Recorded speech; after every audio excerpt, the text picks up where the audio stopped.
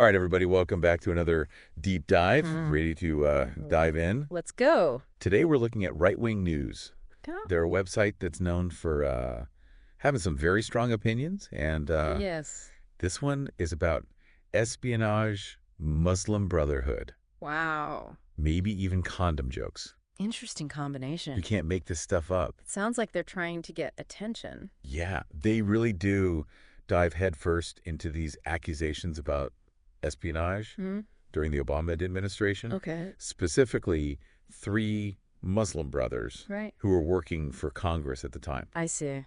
They were supposedly caught accessing all this really sensitive information Like what? on congressional computers. Okay. Foreign affairs, files, intelligence reports, all that stuff. That's pretty serious stuff. Yeah. And you know what's interesting to me is like What's that? how they connect these like individual actions Mm-hmm. to a much bigger picture. Right. You know, that's like classic conspiracy theory stuff. Yeah, it makes you think there's this big plan. Yeah, like a huge sinister plan. Right. And so this is where they bring in the Muslim Brotherhood. Okay. So they're saying that these brothers weren't just randomly hired, Right. but they were actually placed there by Obama as part of this secret plot to weaken America. Okay. And they even go as far as to say that Obama has a long-standing relationship with the Muslim Brotherhood. They do. Yeah, they cite all these articles and headlines as proof. That's interesting because, the Muslim Brotherhood is often seen as suspicious by right-wing groups. Yeah, They use that to make it seem even scarier. totally. Like all our fears are coming true. Yeah, and it's not just accusations. No. It gets really intense. Really? The host actually calls for some pretty serious consequences for Obama Like what? and even Hillary Clinton. Oh, wow. We're talking hanging, being shot, even being thrown under the gears of a moving bus. That's pretty extreme. It is. Well, wouldn't it be better to hire people based on qualifications, not religion? Yeah. That seems more inclusive. Yeah, but they're making it seem like diversity is a threat, Right. which is Yeah. a pretty dangerous idea. Nah, it is. They're definitely trying to stir up fear and outrage It seems like it. instead of like having a real discussion. Right. And you know, the thing is, Yeah. the accusations sound serious, Hmm. but there's not a lot of actual evidence. Oh, really? Yeah, it's a lot of just conjecture, strong language, and telling people to do their own research. So they want people to go to their blog. Yeah, they want you to visit their blog for links Interesting. to all these articles. So they're trying to look really researched Right. without actually giving any proof. Yeah, and it might work on people who don't look too closely. Right. So we've heard the accusations Yeah. and the crazy rhetoric, but what about the specifics? Yeah, but about the actual evidence. Yeah, what do they actually have to back up Yeah. these claims of espionage?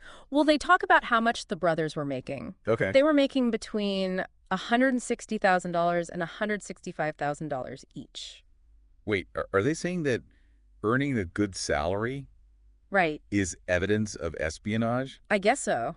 They're trying to say they were overpaid. Really? Yeah, and that this is somehow connected to Oh, no. their motives. Sounds like they're just grabbing at straws. Yeah, trying to make everything fit into their story. Like every little detail is part of a big conspiracy. Exactly. And we have to be careful about that because Right. it can really change how people think, Yeah. even if there's no real evidence. And this isn't just about espionage. No. They also talk about financial irregularities with these brothers. What kind of things? Things like overspending on computer equipment, mortgage fraud, Wow. even evading debt through bankruptcy. They mentioned this one brother Right. who was running a car business while he was working for Congress. At the same time. Yep. And they quote the host saying, What did he say? this guy was buying computers like they were going out of style.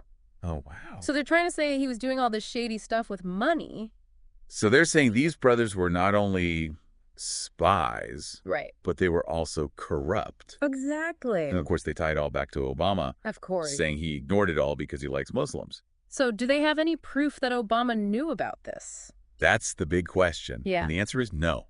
Oh, wow. They don't have any proof. So they're just making these accusations. Yeah, they say Obama was involved, Mhm. but they don't actually show us anything. They're using guilt by association. Yeah. Just because someone knows someone doesn't mean they're responsible for their actions. They're basically saying if Obama is sympathetic to Muslims, Right.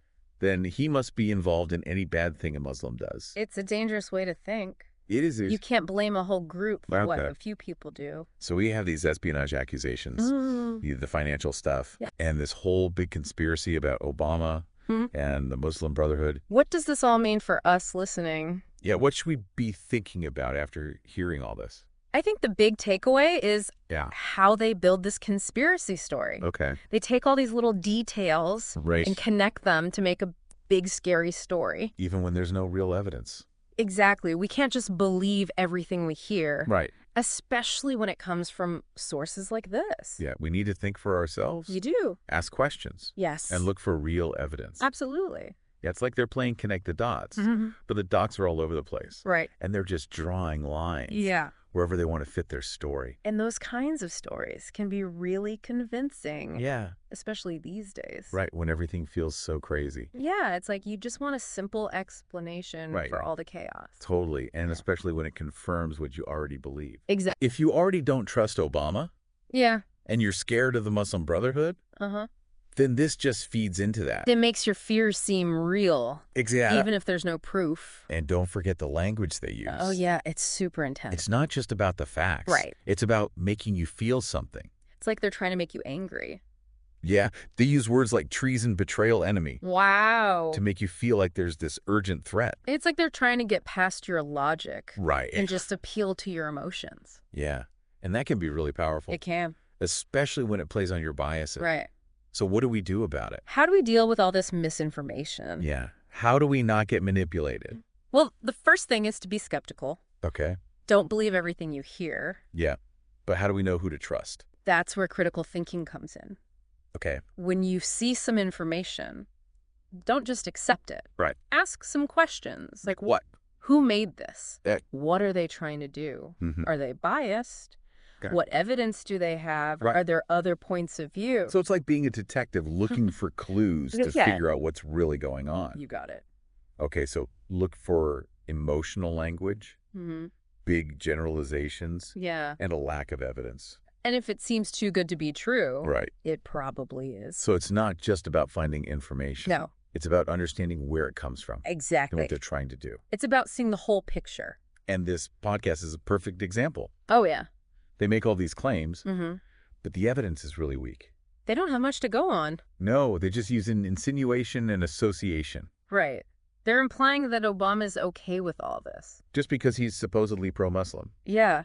It's like they're saying you're either with us Right. or you're against us. No room for nuance or question. But it's dangerous Yeah, because it makes people angry right. and less willing to talk things out. So what can we do? How do we protect ourselves? Yeah. How do we not fall for this? One thing is to get your information from different places. Okay. Don't just rely on one website or news channel. Right. Get different perspectives. So don't just stay in your echo chamber. Exactly. Yeah, that makes sense. Challenge yourself to see things from other angles. Even if you don't agree with them. Yeah. It's about being open-minded.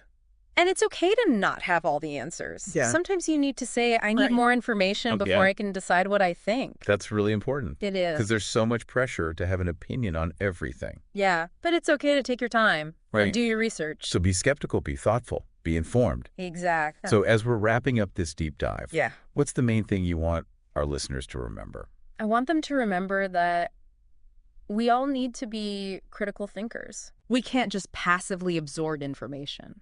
Right. We need to actively engage with it, question it, evaluate. It's about taking responsibility Yes. for what we believe. Exactly. We need to be informed and discerning You do. and make up our own minds. That's how we navigate this crazy world. Well said. Thank you. This story really shows how hard it is Yeah. to find the truth online. It's like the Wild West out there. So how do we sort through all the noise? That's the big question. It is. And there's no easy answer, Right. but I think one thing we can do is develop information literacy. Information literacy. Yeah. What's that? So it sounds like information literacy is about more than just like Yeah. Googling something. Yeah. It's about knowing how to search, what Exactly. to look for, Uh-huh. and who's behind the information. It's like being a detective, Okay. but for the internet. I like that. You got to sift through all the junk and find the real stuff. So how do we actually get better at this? Like, what are some practical tips? Well, first, pay attention to the source. Okay. Is it a real news organization, Mm-hmm. a scientific journal, What? a government website, Right. Or is it just some random blog Right. or a social media post? Yeah, with no author. Exactly. Or a website that just seems kind of sketchy. Okay, so we need to think about Yeah. where the information's coming from and what they're trying to do. Exactly. What's their motivation? And what about the information itself? Right. Like, how do we know if it's good information? Look for evidence. Okay. Do they back up their claims? Are there quotes from experts? Right. Or is it just opinions? Okay. With no real support? And how do we spot bias? Ah, good question. I know you can't always avoid it, No, you can't. but how can we, like, Right. see it and understand it?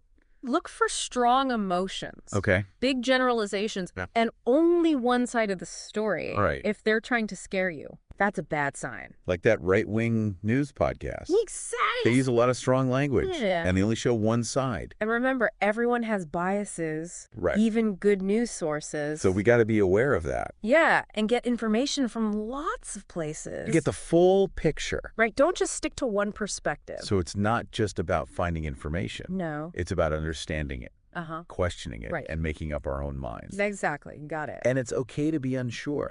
Sometimes you need more information before you can decide what you think. It's better to be thoughtful Right. than to rush to judgment. There's so much pressure these days I know. to have an opinion on everything. But it's okay to say, I need to think about this more.